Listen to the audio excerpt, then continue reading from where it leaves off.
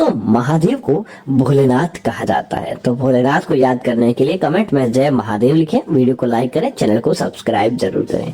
सबसे पहले दोस्तों, अगर आप अपने घर के अंदर शिवलिंग की जगह कई लोगों को पता ही नहीं चलता और वह शिवलिंग को तुलसी के अंदर रख देते हैं।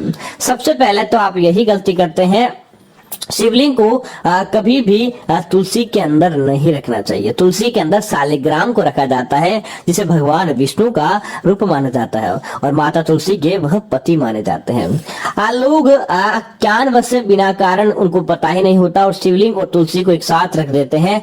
यह इनके जीवन की सबसे बड़ी भूल होती है, जिसकी वजह से क्योंकि तुलसी तो भगवान महादेव के द्वारा त्यागी गई है। तुलसी ने महादेव को त्याग दिया है कि दोनों एक दूसरे की पूजा में नहीं शामिल होंगे और दोनों नहीं कि एक पीछे दंत कथा जुड़ी है जो हम आपको कभी और सुनाएंगे। इसीलिए ऐसी गलती करने वाले व्यक्ति के जीवन के अंदर सदैव बर्बादी आएगी और दोनों की नाराजगी का आपको सामना करना पड़ेगा। दोस्तों, दूसरी चीज की बात करें तो आपके घर के अंदर नर्मदेश्वर शिवलिंग है या नर्मदेश्वर पत्थर से बना शिवलिंग है तो वह आपको बहुत ज्यादा फायदा प्रदान करता है। लेकिन दोस्तों, उसके अलावा संगमरमर का सफेद रंग का शिवलिंग हो या पत्थर का ऐसा शिवलिंग हो जिसके अंदर दरारें हों, खंडित शिवलिंग या दरारों वाला शिवलिंग रखने से आपके जीवन के अंदर अनेक प्रकार की प्रॉब्लम आ सकती है। इसीलिए ऐसा शिवलिंग जो खंडित है आपको नहीं रखें।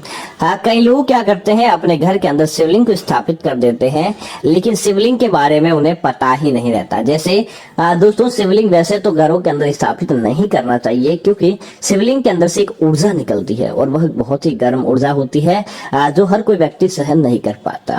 इसीलिए शिवलिंग को ठंडा रखने के लिए शिवालय के अंदर भी दोस्तों 24 घंटे जल की धारा उनके ऊपर गिरती रहती है ताकि शिवलिंग का रूप ठंडा हो। तो अगर आपके घर के अंदर भी शिवलिंग रखते हैं तो शिवलिंग के ठंडे होने की व्यवस्था आपको जरूर करनी चाहिए, जिससे आपको उसकी उष्णता आपके जीवन के अंदर किसी प्रकार का नुकसान नहीं करवाए। क्योंकि शिवलिंग की उष्णता अगर कोई व्यक्ति सहन नहीं कर पाता तो घर के अंदर बीमारी, लड़ाई झगड़े, चोरी या इस प्रकार के दोष उत्पन्न हो जाते हैं। इसीलिए शिवलिंग को आप हमेशा अपने घर के अंदर ठंडे स्थान पर रखें और साथ ही साथ जल की धारा का प्रबंध करें और वह नहीं हो तो रोजाना सुबह शाम के समय आपको शिवलिंग को जल अर्पित जरूर करना चाहिए ताकि शिवलिंग की उष्णता शांत रह सके।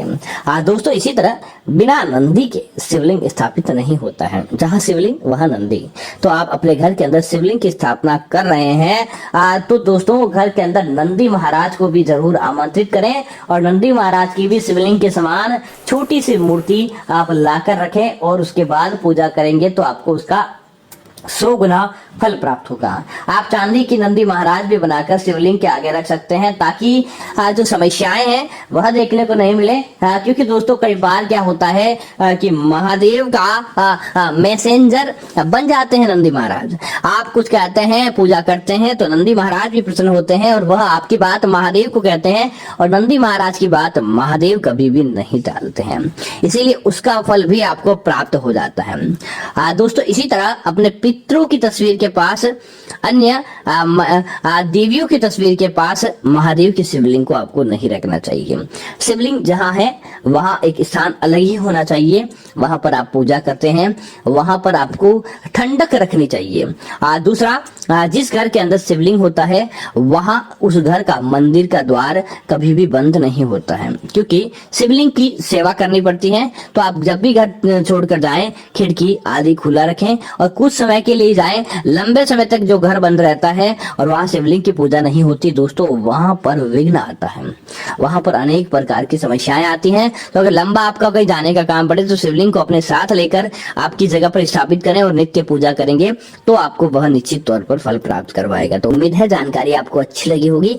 ऐसी अन्य जानकारियों के लिए चैनल को सब्सक्राइब करें, वीडियो को लाइक जरूर करें। धन्यवाद। जय श्री राम।